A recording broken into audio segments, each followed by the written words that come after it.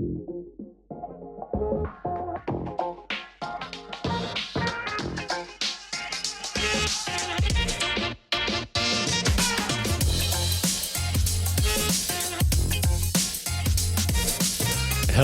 everyone. This is your host, Akil Jabbar, and welcome back to another episode of SaaS District. In today's episode, we'll be talking about why your A/B test winners are noise and what the actual hidden costs are behind that. Today, we have our guest, Andrea Bronzini, joining us. Andrea is an engineer, a strategist, and a system thinker with over 20 years of experience designing and building complex systems across industries. Currently, he helps organizations evaluate, acquire, and implement technologies by combining technical insight with commercial and strategic analysis. Now, he was frustrated by recurring structural issues, and he developed a systems-driven approach to diagnose and solve them faster, which led to the creation of his company called ZeroBottlenecks. And now he focuses on his current company, which is Confident Story, which we'll talk about today. He's known for turning complex ideas into clear, actionable frameworks. So welcome, Andrea. Super excited to have you on the show today. Hi. Nice to be here.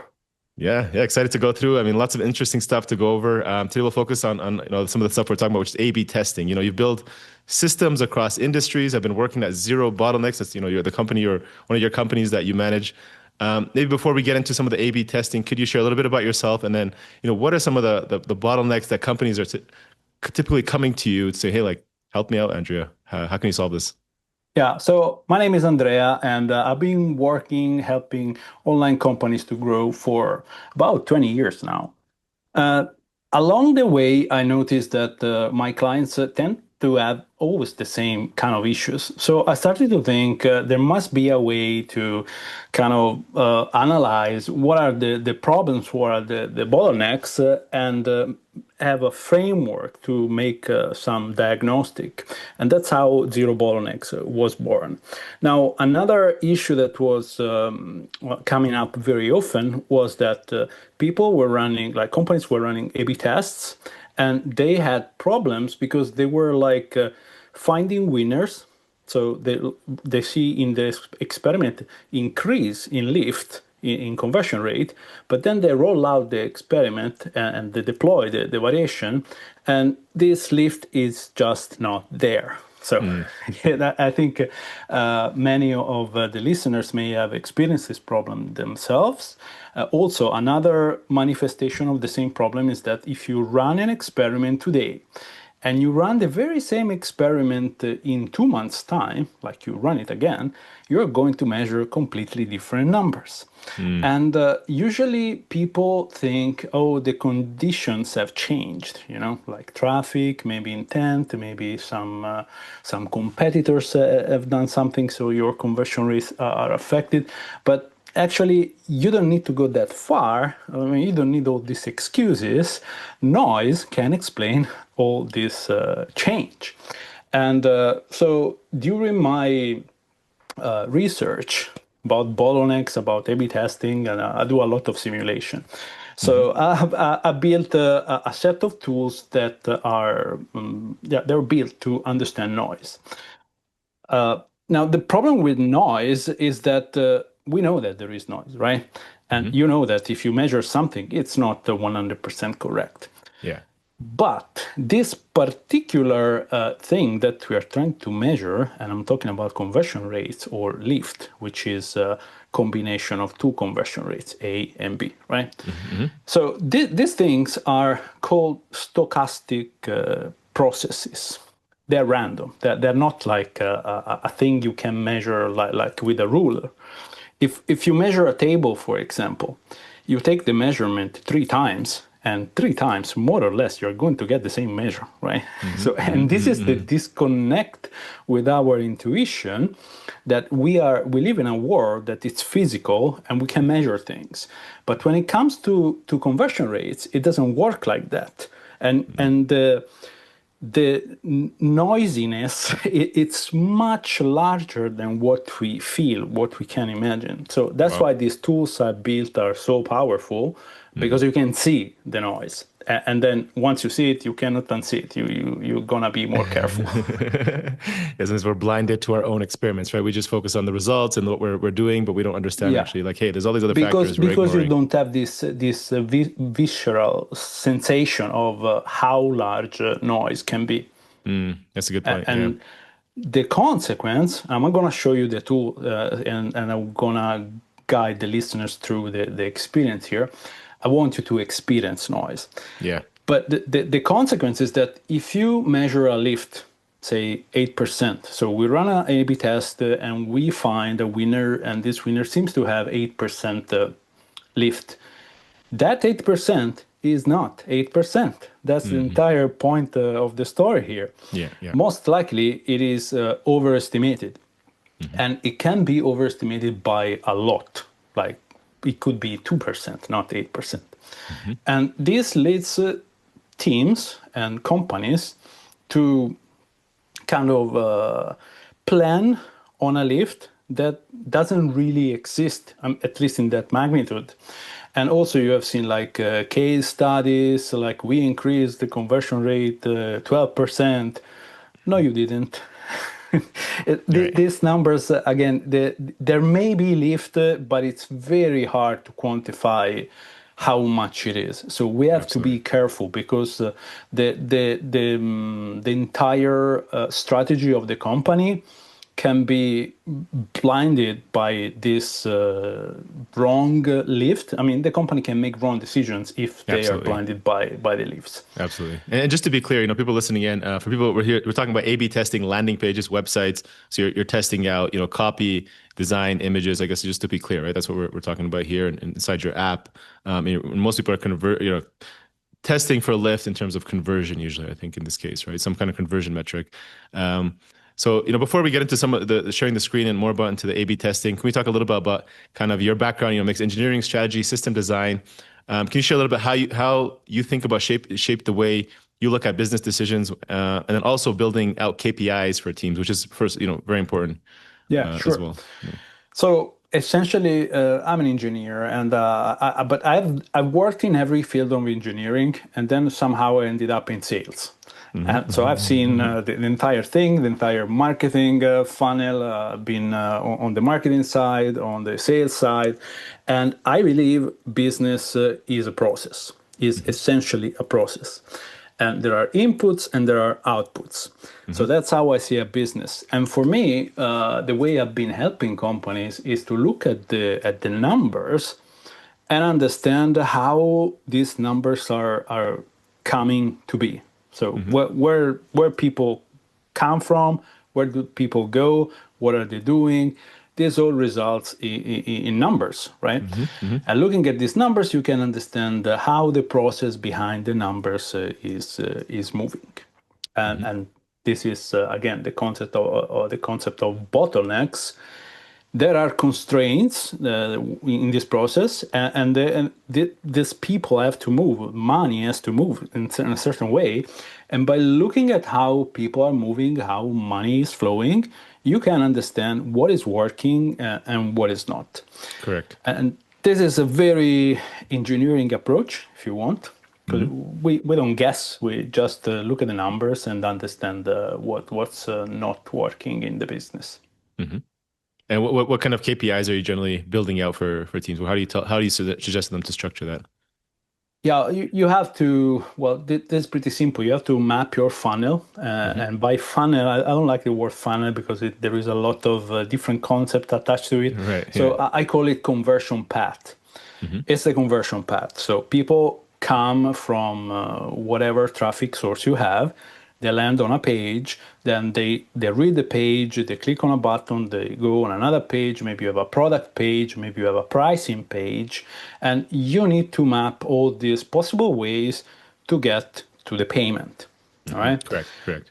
Then also after the payment, for example, you have lifetime value you want to track, you have activation of users, you have retention to track, right? So this is all part, it's not conversion anymore because the conversion happens with the payment, right?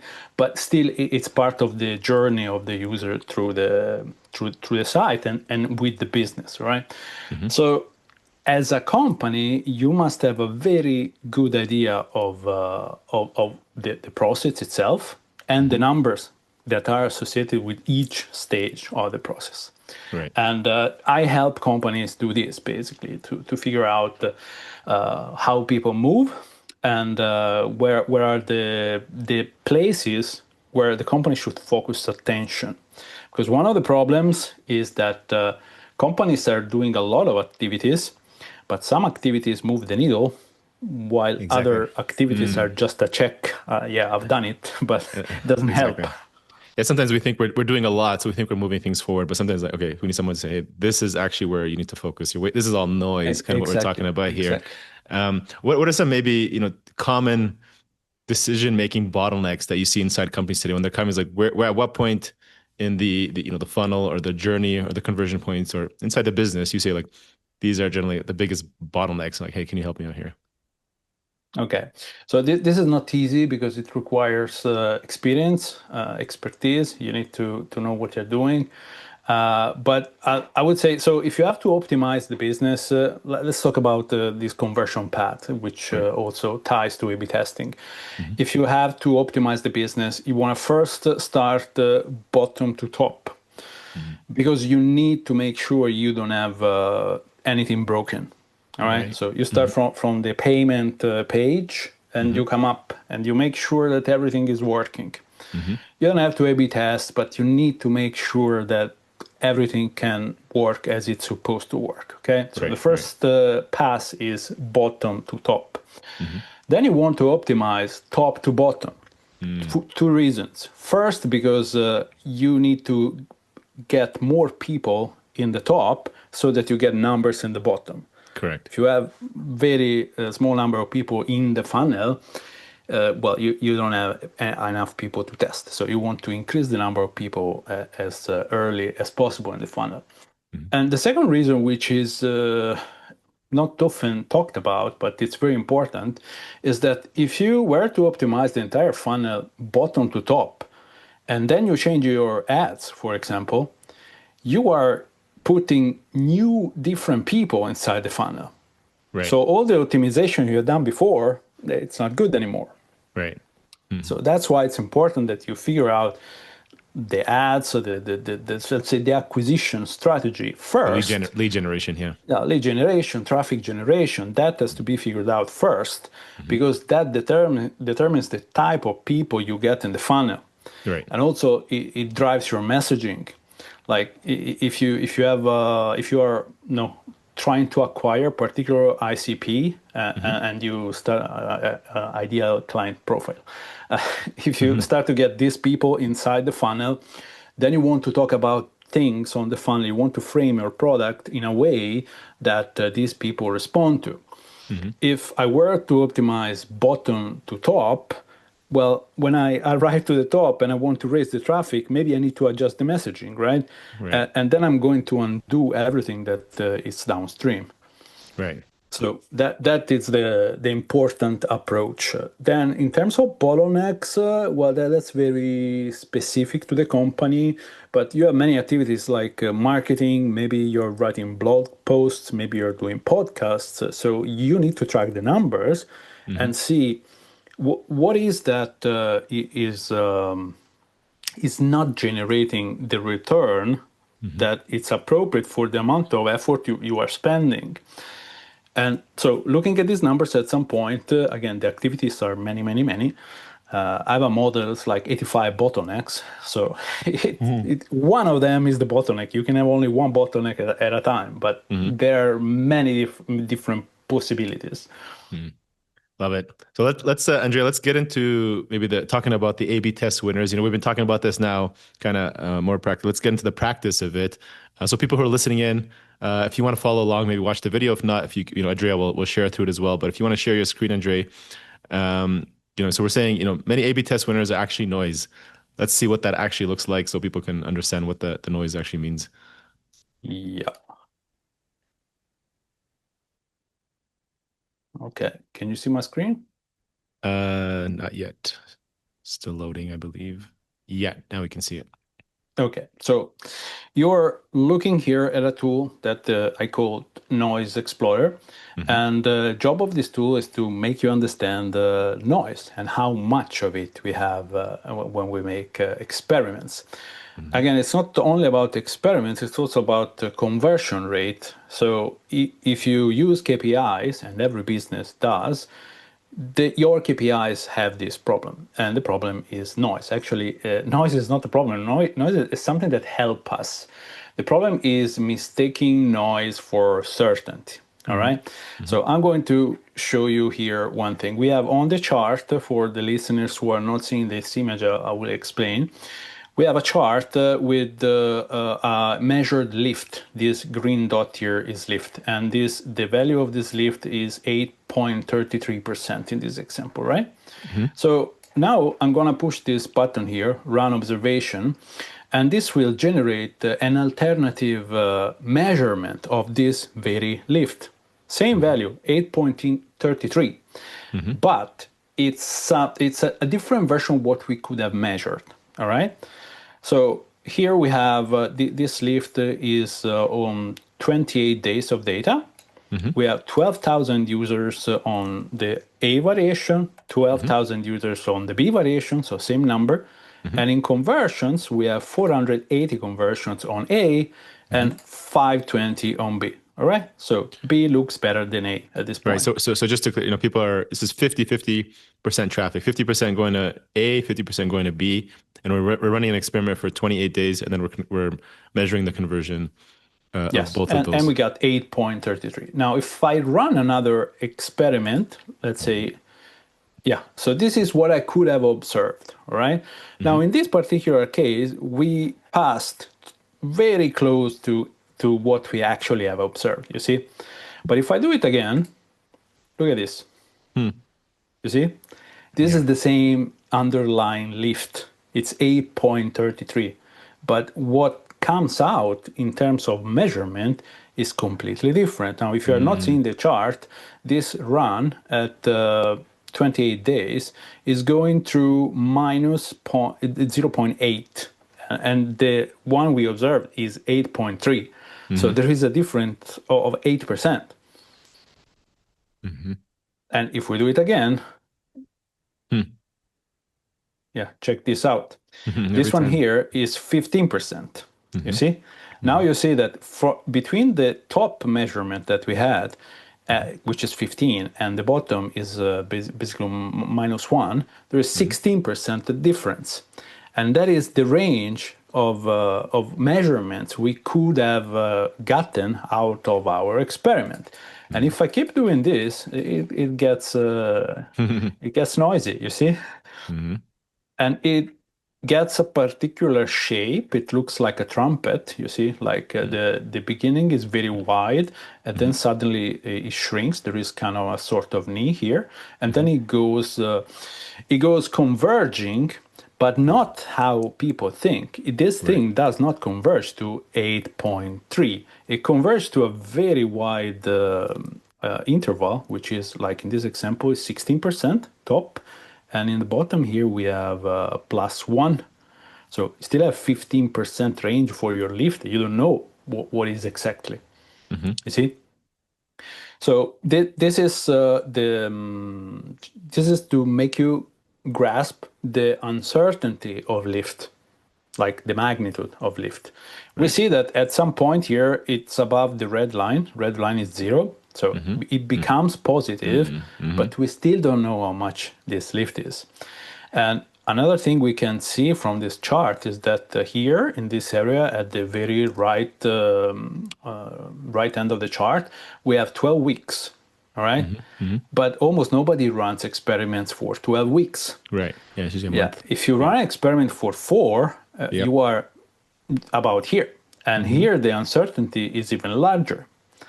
So you are measuring, like if you measure here minus 6%, you would throw this away and say, okay, this is not a good variation, let's move on. But you see that it's the same variation.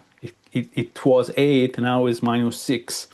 So this, it's not to say that experimentation doesn't work. It's to say that you have to take the results with extreme caution, because what you're measuring is not certainty, is one draw from a random pool. It's a sample. It's just a small sample. Yeah. Yes, this draw is very, very, very noisy.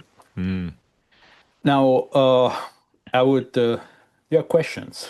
Yeah, I guess so. And if I look at this, like, how do I interpret this and decide, okay, what is the noise here? And like, does this mean that I should run the experiment for longer, or I should run it several times? Or what's kind of Well, the interpretation of? they're the same. Like longer or several times, it collapses to the same thing. It's just the message here is that the real result is driven by noise. I will show you in another way. So this one here, the gray envelope here on the chart, is the noise if the lift is zero. Okay, suppose there is no difference. This is the noise you're going to see. All right. So for something to be statistically significant, it has to be outside this gray area. This is statistical significant made visual. Okay. So statistical significance made visual. And if I run an observation now, you see that this run started outside, then collapsed inside, and then it went outside again.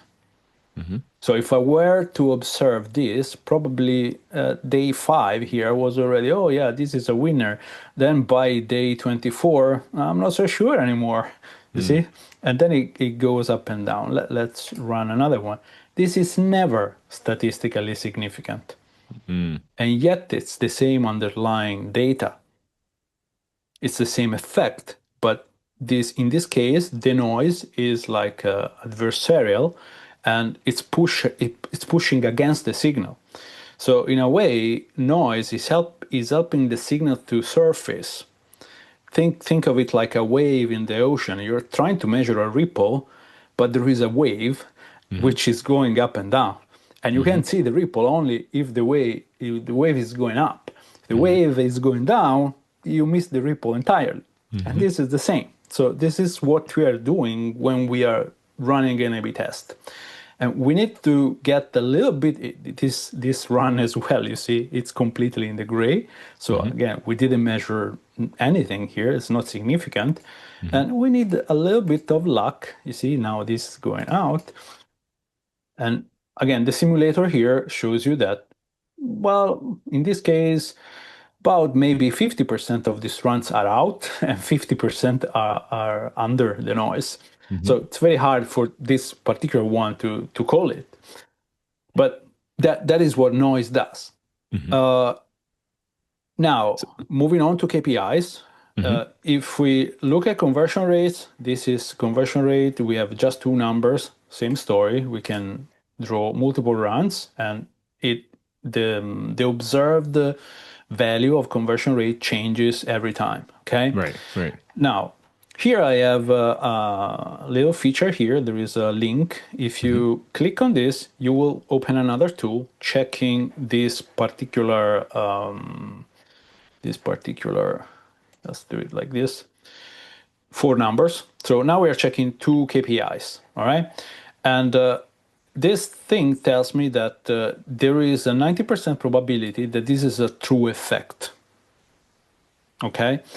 The problem is that when you are looking at KPIs, for example, you want to see how many leads you are converting from visitors to leads, you have a certain baseline percentage, right? You have, I don't know, maybe it's 10%, right? And every week you have a line in your spreadsheet you are checking every week. Correct. What is it? Right. And let's say it's 10%. Then one week you measure 8. And the entire company immediately panics because they feel like something is broken or someone has done something, right? And you have to run this tool here to make sure that you are that this measurement is not noise. Because if I change this number here and I put, for example, 490, you see, this can look like a plus 2% improvement, but it is most likely noise. And on your spreadsheet, you would have measured 4 and 4.1, but actually there is no difference. This is just a wobble of the observation. What is the practical effect? Again, companies, they freak out when they see their numbers move. And this number can move a lot. We like stability, right? I guess that's the point we're looking for. We like stability because we think the table is always length as the table. right? Yeah. But that's not true for KPIs. So in my experience, companies take action. They start to change funnels. They start to change emails. At the moment they see something that goes a little bit on the bad side, you know. But my message here is that you really need to use a tool like this. And by the way, it's free, so just use it Cool. to try to understand if you are reacting to noise. The flip side is that you run a campaign, this 4 turns in 4.2, and then you celebrate and you think you have a winner again. This is KPIs, there's no A/B testing, but you think, oh, we made a campaign, it was a great success. Well, probably it wasn't. Probably it was just a random variation, which will come back to around 4 in the next weeks. Right. But this ties back to bottlenecks. Bottlenecks, you have to choose the right focus for your company, the right thing to do. And if you're looking at these numbers, your KPIs, and you start to make fuzzy decisions and change the focus every week because you're basically chasing the noise, this is bad. It's like really, really bad. So this part of my work, understanding noise, is the reason is that if we understand noise, we avoid overreacting in positive and in negative, and we avoid to switch to activities that shouldn't be done, at least for the moment, right? Shouldn't try to fix your emails if this is just noise. Exactly. So what is the real cost? When people are making these decisions, they're looking at this data and they're saying, maybe they're ignoring this noise and they're saying, this is a false win, as what we're saying about, what is this ripple effect in terms of making this decision and actual cost and business results? Yeah. So one is strategy. Again, example of the emails. You may have a new sequence, then you just get a few noisy measurements and you think the sequence is bad. But if you know that this is within the range of the noise, then you understand that, okay, it's too early to worry about it. We shouldn't react. We should keep this email sequence running, and maybe it will adjust. Maybe there is no difference. So this is kind of like being mindful about the numbers we see in our dashboards, because the dashboards, they don't tell you this is noise. They just give you a number, and then it's your job to interpret the number. And this tool here, it's an aid to understand the numbers better and to avoid making rush decisions when we see some change that either we like or we don't like. Yeah, I appreciate that. So Andrea, I want to ask you one last question here before we kind of jump into the rapid fire questions. It's like, okay, if a team wants to avoid this trap, right? They're running an experiment. What's one change that they should make to how they run the experiment or make this decision? Or in other words, what would make for a more clear and more powerful experiment? Do you check for noise beforehand, or what part of the process is this noise check? So if you're started? talking about KPIs and you have like a weekly cadence of monitoring, every week I would run this tool and understand, is this really something new that we didn't know? Like, is it truly higher or truly lower? Or it's just a normal wobble. And if it's a wobble, you don't do nothing. You just go on with the business. You stick with your strategy. If it's something that is real, like a decrease or an increase, then you can shift the focus and allocate resources in a different way. And instead, about A/B testing, my recommendation is don't take the results as truth. It's never truth. So if it is statistically significant, it's probably good. Take it, but don't go say we had 12% lift, so we expect 12% lift in revenue, because that's not going to happen. That's the wrong expectation. Right. Awesome. Andrea, let's jump into the rapid fire questions. So I would love to hear from you. What's one activity you enjoy outside of work that gets you into a flow state? All right. So if we're talking about work, uh, it's working. Like to get in the flow, I just start to work. Even if it's hard, maybe at the beginning I don't really feel like, but then it kind of starts to flow. That's how I get in flow for working. And otherwise, I just like to have walks outside, and this gets me thinking. I kind of have my best thoughts when I'm outside walking. Love it. What's one piece of advice you wish you had known and you would tell your younger self, Andrea? Let's say your 25-year-old. Yeah, that's good. So I would say validate. That's the only thing. Like too often we get ideas, we start to build products, we start to build companies even, and then it turns out that well, this thing shouldn't have been built. So validate. I think it's validate more. Like try to get people to tell you, yes, yes, I really want this product. Yes, this solution is really what I need. And would you say, so when we say talk about validate, most sense we're talking about people paying you, right? Or for the Yeah, solution people that you sell. paying or at least being willing to give you attention and try the things you want to build. Mm, And yeah, so I think that's very important. makes sense. Andrea, what are some of the biggest challenges you're currently facing in order to continue to grow, your business? Meaning, what keeps you up at night these days? Distribution. That's a big problem, I think, for everyone because with AI lowering the boundary for development, you can do everything like Hmm. real quick. And this makes distribution more and more important because everybody can build, but then to bring the product in the hands of the customers, you need visibility. So distribution is going to be the next best thing, Yeah, and it is a problem because you never have enough leads. You always need more leads, and so yeah, absolutely. I'm Yeah, trying to get better at that. marketing and sales. Yeah, absolutely. Andrea, who or what are some of the best three resources? These can be books, mentors, or people you follow in the space who you say have been most instrumental to your success over these last few years. Yeah. I am a big reader. I've read more than 400 books in the past 5, 6 years. Mm-hmm. I listen to books actually. Don't read it. Mm-hmm. So one book that I've read several times is the E-Meet Email Revisited. through a great book. Yeah, yeah. I can't say that. Yeah. The E-Meet Revisited Mm-hmm. by Michael Gerber. Mm-hmm. And that book, it's kind of a story, but it's very good because it explains how a company should run. I think that's a very foundational book that people may want to read.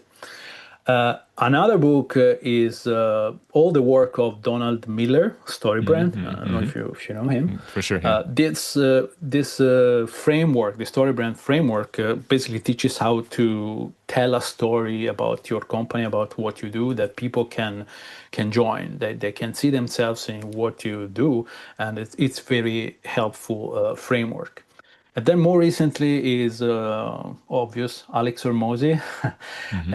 and I like his particular way of framing things. So it's breaking down concepts and reassembling them in a way that it's easy to understand and it makes sense. A little bit my way of doing things with the bottlenecks and all these things. Absolutely. Yeah. Yeah. Great book by the E-Myth Revisited. It's been several years since I've read that, but yeah, it was good to refresh and understand it. So yeah, we'll put the links in the show notes for people to check them out. Andrea, what does success mean to you today? Whether that's personally, business, financially, life, I guess there's no right answer. Yeah, so in business, I think success is a steady stream of leads and predictable revenue. I think Mm, that makes success for a business because that's something you can scale. If you don't have leads and you don't have some stream of revenue that comes out of that, it's very hard to grow a business. So mm, that's what I would define as success in business. In life, I value freedom highly, and my end goal has always been to do what I want, where I want, when I want, and with whom I want. Exactly. And this means you need to have enough money not to worry about money. So that's why I'm in business. That's why I'm building assets and companies, just to Excellent. fuel my desire for freedom. Exactly. Yeah. Love it. Love it, Andrea. This has been great. For anybody listening in, founders who want to get in touch with you, learn more about you and your company, where's the best place to get in touch and where should they reach out? You can go on confidencestory.com. You will find these tools that I showed on this episode. And you will also find other tools that are free to use and can help you grow your business. Awesome. So we'll put the note. So it's confidencestory.com. Make sure to check them out and say hi to Andrea. So thank you so much, Andrea. Appreciate you jumping on the show today. Thank you. Thank you. It was a pleasure. Cheers. Thank you all for watching this episode and joining SaaS District today. Don't forget to like, subscribe, and hit the bell for future episodes where we interview top leaders in the SaaS industry. If you're a SaaS company looking to grow and unlock the true value of your business, get in touch with us at Horizon Capital, and myself or one of our consultants will provide a free assessment to help you get there and hit your goals. If you have any feedback or suggestions for this podcast, please comment down below and help us improve our content for you all. Thanks again and see you on the next one.